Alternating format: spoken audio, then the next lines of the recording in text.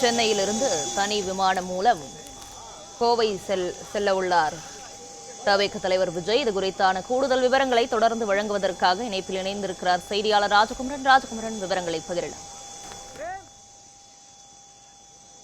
தமிழக வெற்றி கழக தலைவர் விஜய் தற்பொழுது சென்னை விமான நிலையம் வந்தடைந்திருக்கின்றார். இன்னும் சற்று நேரத்திலே கோவை செல்லக்கூடிய விஜய் அங்கிருந்து சாலை மார்க்கமாக ஈரோடு விஜயமங்கலத்தில் நடைபெறக்கூடிய தேர்தல் பிரச்சார கூட்டத்திலே பங்கேற்க இருக்கின்றார். மேற்கு மாவட்டத்திலே விஜய் பங்கேற்கக்கூடிய ஒரு மிக முக்கியமான பிரச்சார கூட்டமாக இது நடைபெற இருக்கின்றது. மக்கள் சந்திப்பு என்று பெயரிட்டு தமிழ்நாடு முழுவதும் இருக்கக்கூடிய தமிழக வெற்றி கழகத்தின் தொண்டர்களையும் பொதுமக்களையும் அடுத்தடுத்து சந்தித்துக் கொண்டிருக்கின்றார் தவிக தலைவர் விஜய். அந்த அடிப்படையில் தான் ஈரோடு மாவட்டத்தில் நடைபெறக்கூடிய இன்றைய சந்திப்பிலும் பங்கேற்கின்றார். கரூர் சம்பவம் நடந்து முடிந்த பிறகு விஜய் பங்கேற்கக்கூடிய மேற்கு மண்டல நிகழ்வாக இது அமைந்திருக்கின்றது. மேற்கு மாவட்டம் என்பது தமிழக அரசியல் களத்தில் இருக்கக்கூடிய கட்சிகளுக்கு மிகுந்த முக்கியத்துவம் கொண்டது. கிட்டத்தட்ட 10 மாவட்டங்கள், 68 சட்டப்பேரவை தொகுதிகள் என்று பறந்து விரிந்திருக்கக்கூடிய மேற்கு மாவட்டங்களிலே யார் அதிக வாக்குகளை பெறுகின்றார்கள் என்பதை பொறுத்துதான் அவர்கள் வெற்றிக்கு நெருங்கி செல்லக்கூடிய வாய்ப்பு அமையும். அந்த அடிப்படையில் அதிமுக, திமுக 2 கட்சிகளும் தங்களுடைய செல்வாக்கை தொடர்ந்து நிலைநாட்டக்கூடிய விதமாக கடந்த சில ஆண்டுகளாக திமுகவும் கூட கணிசமான வெற்றியை பதிவு செய்து கொண்டிருக்கின்றது. அதிமுக பாரம்பரியமாக வெற்றி பெறக்கூடிய தொகுதிகளாக இந்த மேற்கு மாவட்ட தொகுதிகள் இருக்கின்றன. இந்த நிலையில்தான் மேற்கு மண்டலத்திலே இயல்பாக விஜய்க்கென இருக்கக்கூடிய வாக்குகள் மட்டுமல்லாமல் செங்கோட்டையனுடைய வரவுக்கு பிறகு தமிழக வெற்றி கழகம் வலிமை பெற்றிருப்பதாக அந்த கட்சியினுடைய நிர்வாகிகள் பார்க்கின்றார்கள். அந்த அடிப்படையிலே தமிழக வெற்றி கழகத்தினுடைய தொண்டர்கள் இந்த பிரச்சார கூட்டத்தை மிகுந்த உற்சாகத்தோடு எதிர்நோக்கி இருக்கின்றார்கள். விஜயினுடைய வருகையை அவளோடு எதிர்பார்த்து கோவை விமான நிலையத்திலே நூற்றுக்கணக்கானவர்கள் காத்திருக்கின்றார்கள். இந்த முறை கரூர் சம்பவத்தை போன்று எந்த விதமான அசம்பாவிதங்களும் நடந்துவிடக் கூடாது என்பதற்காக காவல்துறையினர் பலமான பாதுகாப்பு ஏற்பாடுகளை செய்திருக்கின்றார்கள். அந்த பொதுக்கூட்டம் நடைபெறக்கூடிய திடல் முழுவதும் 60 பகுதிகளாக பிரிக்கப்பட்டிருக்கின்றன. ஒவ்வொரு பகுதியிலும் ஒரு சிசிடிவி கண்காணிப்பு கேமரா பொருத்தப்பட்டிருக்கின்றது.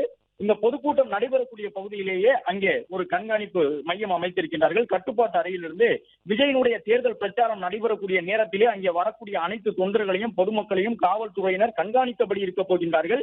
கூட்டம் எந்த பகுதியிலேனும் அதிகரித்தால் உடனடியாக அங்கே கூடுதலாக காவல்துறையினரை அனுப்பி வைத்து அவர்களுக்கு தேவையான உதவிகளை செய்வதற்கு காவல்துறை தரப்பில் ஏற்பாடு செய்யப்பட்டிருக்கின்றது.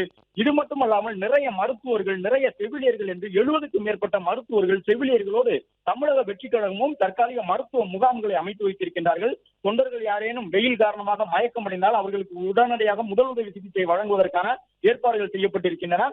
அது மட்டுமல்லாமல் குடிநீர் உள்ளிட்டவற்றுக்காக பொதுமக்கள் எந்த வகையிலும் பாதிக்கப்படக்கூடாது என்பதற்காக ஒவ்வொரு பகுதியிலும் 60 பகுதிகளாக பிரித்து வைக்கப்பட்டிருக்கக்கூடிய இடங்களுக்குள்ளாக அந்த குடிநீர் பாட்டில்கள் வைக்கப்பட்டிருக்கின்றன. உடனுக்குடன் அவை எடுத்து விநியோகம் செய்யப்படுகின்றன. தமிழக வெற்றி கழக தலைவர் விஜய் தனி விமானம் மூலமாக சென்னையிலிருந்து கோவை செல்ல இருக்கின்றார். சரியாக 11 மணி அளவிலே அந்த பிரச்சார கூட்டங்கள் எல்லாம் தொடங்கும் என்று எதிர்பார்க்கப்படுகின்றது. கிட்டத்தட்ட ஒரு அரை மணி நேரம் அளவிற்கு விஜய் பேசுவாரா என்கின்ற ஒரு எதிர்பார்ப்பும் தமிழக வெற்றி கழகத்தினுடைய தொண்டர்கள் நிர்வாகிகளிடையே இருக்கின்றது. கரூர் துயர சம்பவத்திற்கு பிறகு நடைபெறக்கூடிய இந்த கூட்டத்திற்காக 16 ஏக்கர் பரப்பளவு கொண்ட அந்த மைதானம் தயார் செய்யப்பட்டிருக்கின்றது. 60 ஏக்கரிலே பார்க்கிங் வசதிகள் செய்து கொடுக்கப்பட்டிருக்கின்றன. 20 ஏக்கர் நிலப்பகுதி தனியாக இருசக்கர வாகனங்களை நிறுத்துவதற்காக ஒதுக்கப்பட்டிருக்கின்றது. மொத்தமாக 35,000 பேர் பங்கேற்பார்கள் என்று எதிர்பார்க்கப்படுகின்றது. ஆனாலும் அதை காட்டிலும் கூடுதலாக பலரும் வருவார்கள் என்றும் சொல்லப்பட்டிருக்கின்றது. ஏனென்றால் 35,000 பேருக்கும் கூட இருக்கைகளாக இந்த கூட்டத்தை அவர்கள் நடத்தவில்லை. விஜய் தேர்தல் பரப்புரை பேருந்தின் மீது ஏறி நின்று பேச போகின்றார். அவருக்கு முன்பாக மாநாட்டு திடலிலே பொதுமக்கள் நின்று கொண்டு அந்த பொதுக்கூட்ட திடலில் நின்று கொண்டு பிரச்சாரத்தை பார்க்கக்கூடிய விதமாக ஏற்பாடுகள் செய்யப்பட்டிருக்கின்றன. தற்பொழுது சென்னை நீலாங்கரை இல்லத்திலிருந்து சென்னை விமான நிலையம் வந்தடைந்திருக்கக்கூடிய விஜய் தனி விமானம் மூலமாக புறப்பட்டு செல்லக்கூடிய காட்சிகளை காணுகின்றோம்.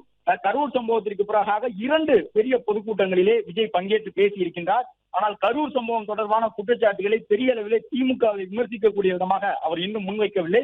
ஆனால் கரூர் குறித்து நான் பேசுவேன் என்று மட்டும் விஜய் சொல்லி இருக்கின்றார். உரிய நேரத்தில் பேசுவேன் என்று சொல்லியிருக்கின்றார்.